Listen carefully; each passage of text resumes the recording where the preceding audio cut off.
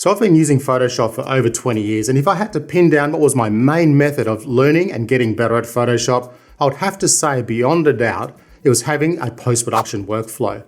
With a post-production workflow, it allows you to have a set process, a kind of recipe you could say, to approaching and editing your images in a way that gives you really constant results.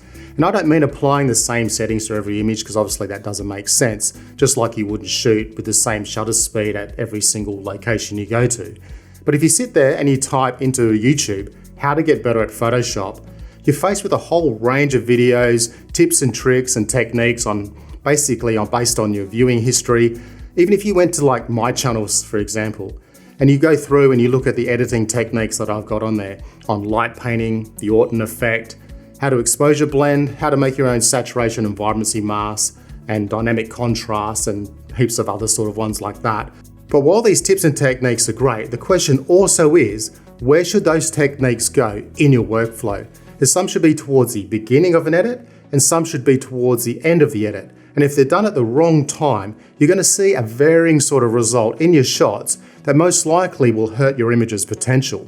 Of late, I've been refining my own workflow, and I've seen a really good increase in the quality of my images recently. And the way I go about making my workflow better is I've looked at something I've been doing, and when I find a better way to do it, either through trial and error, watching different tutorials, taking something I like and then playing around with it, and then I substitute that new technique out with an older one in my workflow, and my work just gets better and better. Sometimes a little, and sometimes I see a really good increase in the quality of the images that I'm actually putting out and producing. Now, really, editing is a personal thing. Everybody has their own style and look they want to replicate in their shots. So it's not about me saying you need to do this, you need to do that. Now, editing really is a personal thing, and people have their own style and the look they want to achieve in their shots. And you can see this clearly when you jump on Instagram and you can look at some people that you follow and you can like a whole range of their work, but you look at each one of their different images between all those people and their work's going to look slightly different. And that difference is going to be their workflow and their approach to image editing. So if you have nowhere to start, it's going to be helpful if you just really establish a workflow yourself. Just take one off someone else and then work on it. Or even if you have your own workflow now, then I would say just double down on that. Pull it apart, see what's working and what's not, change some things around, find answers to what's not working for you and what you think could be a lot better, and then just seek a better result. So having a solid editing workflow is no different to the camera capture workflow that you develop for yourself for different kinds of shots you like to take. And that capture workflow, I'm sure, has allowed you to go out and find the best aperture to shoot at, the best ISO, the best shutter speed to create any kind of movement effects you want in the shots to give you the results. And you can go back into that workflow if something's gone wrong and see what didn't work. And it could be that you shot at f8 when you should have shot at f11. So what do? You go into your camera capture workflow and you substitute f8 for f11, and now your camera capture has got much better. So you need to take that kind of thinking with your camera capture workflow and now introduce it into a post-production workflow and go through and actually substitute and create a better workflow for yourself.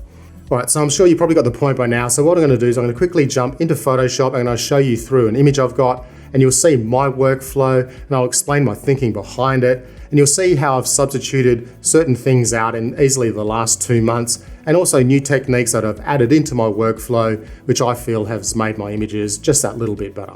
So what I've got here is this is just a 5-image panoramic stitch that's been a 2-stop over and 2-stop under. And then I've basically just merged this HDR panorama in Camera Raw using HDR merge. And I've come through, and my initial editing to this, my workflow, is I come in and adjust my shadows and highlights. I'll play around with my Adobe profile. I'll set my white balance. I add any kind of exposure or contrast to it.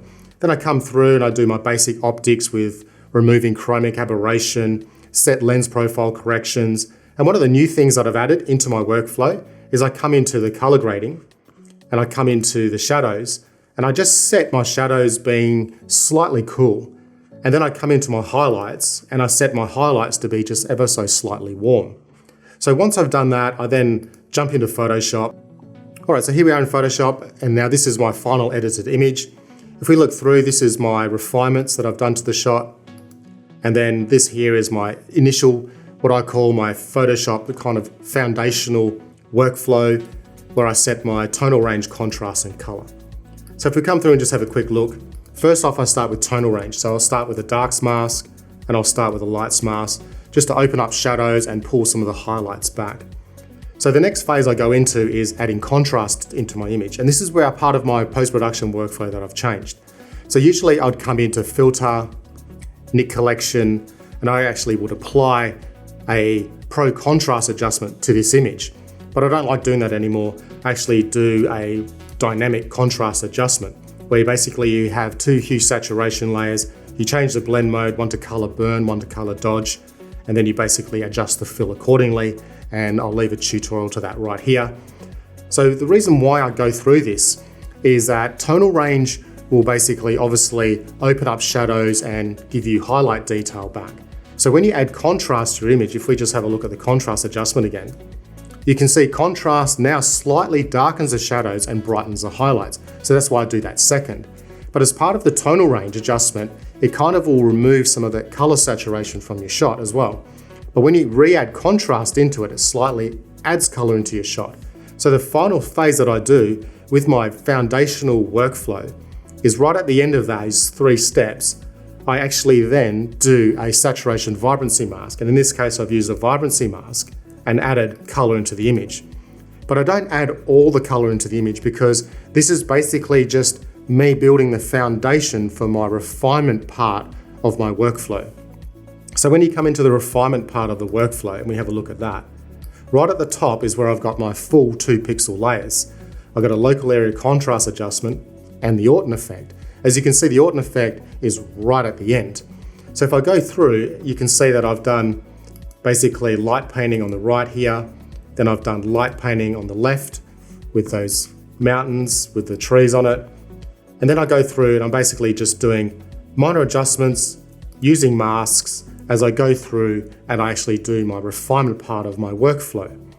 So this is why it's really important when I've sort of said to you that you can watch all those sort of tutorials and you can sort of go, well, that's a great technique, but where do you apply that technique? Where does that technique go in your post-production workflow? So let's say, for example, that I did the Orton effect really early on in my editing phase. Then all these layers are going to sit above the Orton effect. So instead of the Orton effect being basically a finishing technique, it's something that you've added earlier on, and all the other layers are just going to accentuate that Orton effect. Exactly the same thing with light painting. If I move my light painting really to right at the beginning of my workflow, then all these adjustments on top of it are going to really not look great. So once I apply my light painting and then I do a tonal range adjustment, it's not going to look good. And then I apply contrast to it. So that's just going to enrich that, basically that color that I've added subtly into the background and into those sort of areas. And then when I add saturation or vibrancy to it, it's just going to probably crunch that color so bad that it's just not going to look normal in your image.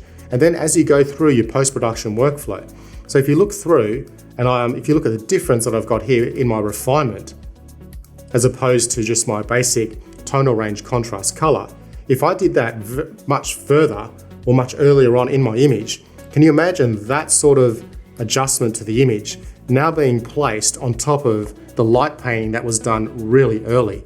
It's just not going to look great. And that's why it's really important when you're trying to establish a post-production workflow for yourself that you find the techniques you want to use, and then you got to know whereabouts in your workflow that you want to apply that to so you get the best possible result.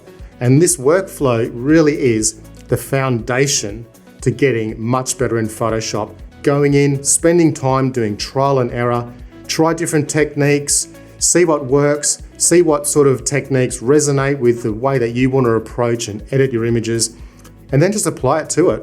Do different things, mess around, try stuff, get rid of it, remove it, find better techniques, remove it like I did. I removed that pro contrast adjustment using Nick effect filters, and I re-inputted a totally new way of adding contrast to my image, and I like it. So now that's part of my post-production workflow.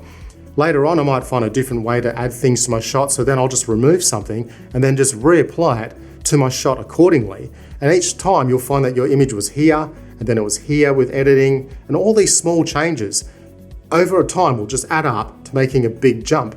Or then you might, depending on where you are, you might do and see a tutorial and you think, wow, that is really, really great. And then your work goes from here and it does a really big jump and it gets so much better. And you can clearly see this sometimes when you look at people's Instagram accounts. Say someone's done photography for 4 or 5 years, you can scroll down to where they very first started and posted images, scroll to the top and look at the sort of shots they're producing now. And when you see that big, massive jump, that's them refining their post-production workflow. So what I'm going to do, my next tutorial is I'm going to go through and I'm going to edit this image from start to finish so you can see how it's been done in real time, and you can see how I've gone through and I've actually edited and applied my workflow to this image. So that's it, guys. So if you'd like to see more tutorials like this, give us a like, subscribe to the channel, and as always, I'll see you in the next video.